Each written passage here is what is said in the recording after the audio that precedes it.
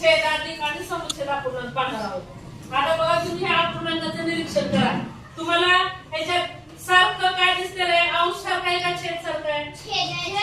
छेद हा आणि अंश वेगवेगळा आहे। मग ज्या अपूर्णांकाचे छेद सारखे असतात त्यांना समच्छेद अपूर्णांक म्हणायचं। कसले अपूर्णांक म्हणायचं? समच्छेद अपूर्णांक। समच्छेद अपूर्णांक म्हणायचं। आता हे बघा 11 अंश छेद 8 हा 14 अंश छेद 5 आणि 13 अंश छेद 10।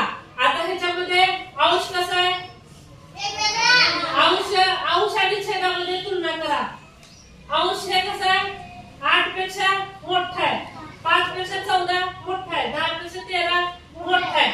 मग ज्या अपूर्णांकाचे अंश छेदापेक्षा मोठा असतो त्याला अंशाधिक अपूर्णांक म्हणायचं। कसल्या अपूर्णांक म्हणायचं? अंशाधिक अपूर्णांक। अंशाधिक अपूर्णांक कधी म्हणायचं? सांगा, अंशाधिक अपूर्णांक कधी म्हणायचं?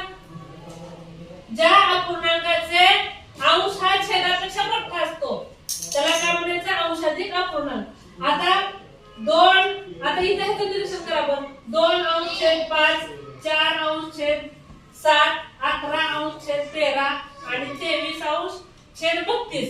ह्याच्यामध्ये कसं आहे? छेद मोठा आहे आणि अंश कसा आहे? लहान आहे। अंश कसा आहे? लहान आहे। मग ज्या अपूर्णांकाचा अंश लहान आणि छेद मोठा असतो त्याला छेदाधिक अपूर्णांक म्हणायचं। काय म्हणायचं? छेदाधिक अपूर्णांक। छेदाधिक अपूर्णांक कशाला म्हणायचं?